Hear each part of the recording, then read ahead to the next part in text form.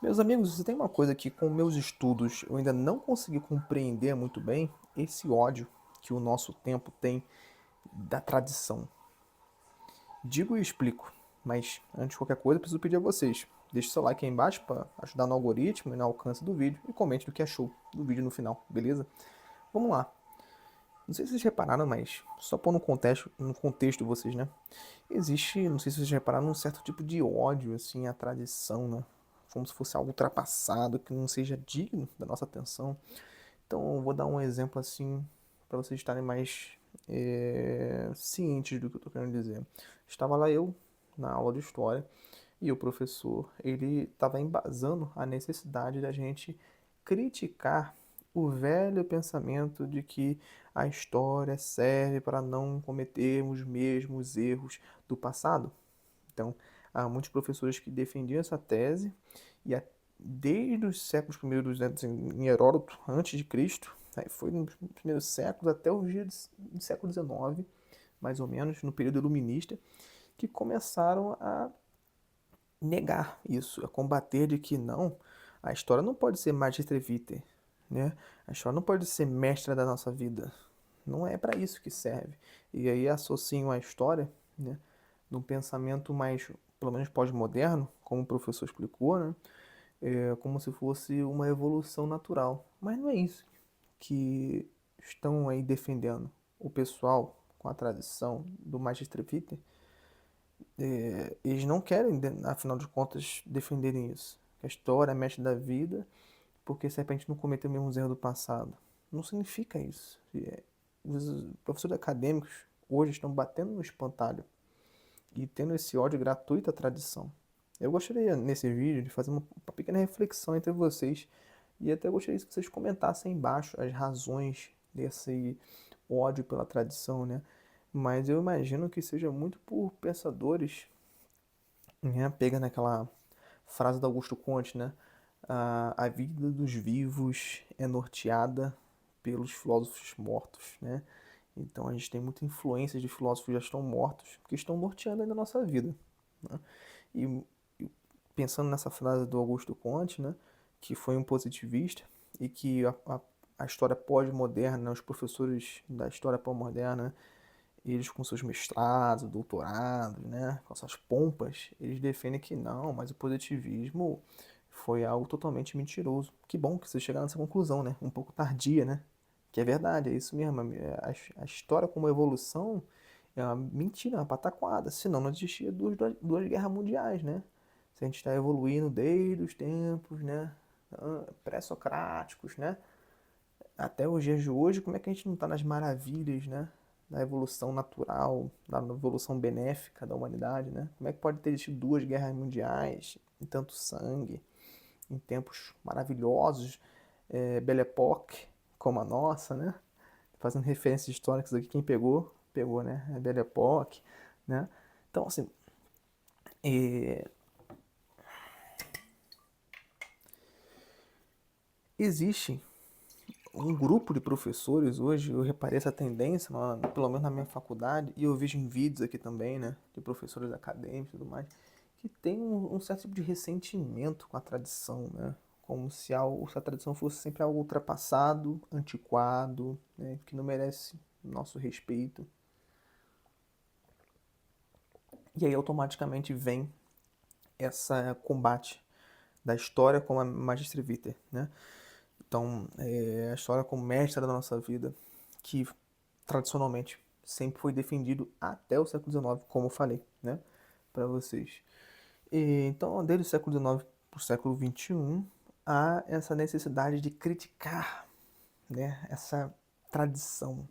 E tudo quanto que permeou o nosso Ocidente, a gente meio que olha com um olhar meio crítico essa necessidade de vamos destruir, né?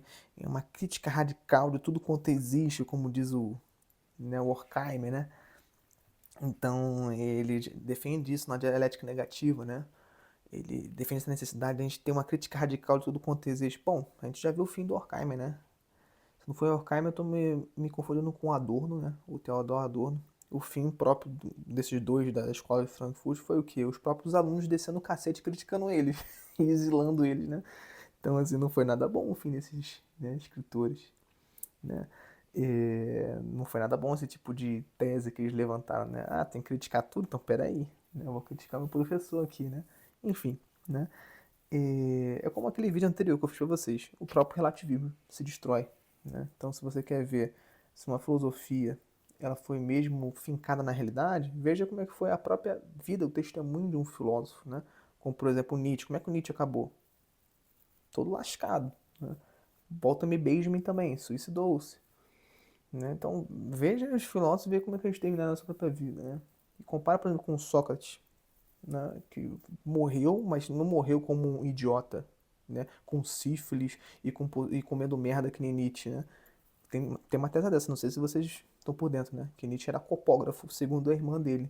A irmã testemunhava ele vendo ele comer merda no manicômio, né? Então, assim, procurem aí, não acredite em mim, não. Procura uma tese que tem aí acadêmica dessas no próprio Google, beleza? Nietzsche copógrafo, dita assim, beleza? Então, assim, essa necessidade dos professores acadêmicos, né, de verem quase como se fosse uma necessidade de crítica, de destruir. Mas por que que tem que ter isso, pelo amor de Deus? Aqui é um vídeo de informação minha, para eu tentar entender por quê, né? O máximo que eu consigo fazer com os estudos, né, que eu tenho é de que eles sentem a necessidade, meio que influenciado, né, como eu disse, pegando a frase do Augusto Conte, né, influenciado por Marx. Porque Marx defendia isso. Olha, a sociedade ela tem uma superestrutura. Marx vai falar isso. Ó, a superestrutura que guia uma sociedade é a tradição, é a religião, né, e é a família. São três coisas que norteiam a superestrutura da sociedade, né? E se você quer permear, atingir a massa, você vai ter que passar por um desses três. Ou é a família, ou é a tradição, ou é a religião. A pergunta que eu lhe faço para vocês hoje é: qual desses três a gente vê hoje com concretude? Com concretude. Qual desses três a gente vê com concretude? No dia de hoje, vai, cita aí, vai. Me fala uma tradição que a gente leva a sério. Tradição hoje é tratado como se fosse uma coisa antiquada, né? Os próprios professores acadêmicos ensinam isso pra gente, né? Não, uma coisa ultrapassada, né? Não merece nosso respeito. Naquela época era outro pensamento, então a gente não respeita tradição nenhuma, né? Essa é a dura verdade, né? A gente tá falando de sociedade como um todo. A gente respeita? Não. A gente inclusive faz chacota. Nos tempos de hoje faz chacota sim. Você não tem como relativizar isso, né? E aí vamos pegar a família. O que é a família hoje? A família tá destruída, meu amigo. Hoje o mais normal é o pai abandonar a mãe covardemente e a mãe ser piranha. É isso, família hoje, né? Ou é a mãe é piranha, ou o pai é covarde, ou os dois juntos, né? Os dois juntos são o pai covarde, a mãe piranha. Se resumindo, é isso, né? É isso que é família hoje. Ah, é tanto a crise da família que a gente está tentando relativizar. Não, é, pai é quem cria. Pai é quem cria, porque tá numa uma pandemia de divórcios, né? O divórcio, pelo menos no Brasil, a gente está no top 3 no mundo inteiro que se divorcia, né? Então as famílias estão tão em crise que já começam a relativizar. Não, é pai quem cria, mãe é quem cria, entendeu? Aí cria aquela afetividade. Não, realmente eu tenho um pai, que não é só pai genético, né? Mas é um pai aqui figurativo, né? Pra me consolar, esse é meu pai e tudo mais. Enfim, você tá mentindo pra si mesmo, porque você sabe que não é o seu pai, é um pai afetivo, né? É um pai simbólico pra você, né? Então, o que tem de família hoje? Fala aí pra mim. Família estruturada, funcional, cada um com seu papel, né? O que você tem aí de família? Fala pra mim. Não tem, né? Então essa é a dura verdade também. Não tem família hoje. Você tá entendendo? E também a questão da religião. O que é religião hoje, né? Fala aí uma pessoa que você conhece que não fala que, eu sou católico umbanda, né? Eu sou espírita satanista, sei lá, né? Sou católico espírita, eu sou. Cada um faz um delivery. É um self-service de religiões, né? Mistura um monte de coisa. Eu sou budista, mas acredito no protestantismo. Eu sou católico protestante. Esse negócio de católico protestante é de dar raiva, viu? Porque, assim, é muito contraditório, mano. Como é que você pode ser católico e ao mesmo tempo protestar com a sua própria fé? É a mesma coisa que. Você tá entendendo? Historicamente isso não faz sentido. Eu sou católico protestante. É a mesma coisa que, por exemplo, eu subir para baixo. Vou subir para baixo. Ou você sobe ou você vai para baixo, né? Então, assim, as pessoas não estão loucas, elas estão insanas. Os humanos parece que estão acabando, a humanidade está acabando, a inteligência não existe mais, entendeu? Não existe, só existe um raciocínio muito dicotômico. Ah, o Klaus é contra ou a favor, é o Tico e Teco, né? Ah, se o Klaus tá falando isso é porque ele é católico, ou porque ele é anticatólico, ou porque... O brasileiro só raciocina assim, né? O Tico e Teco. Só tem dois neurônios, os dois neurônios que o brasileiro tem é do concordo e discordo, né? Então você entende? A superestrutura é baseada nesses três pilares. E o Marx foi muito verdadeiro quando falou, fez esse diagnóstico.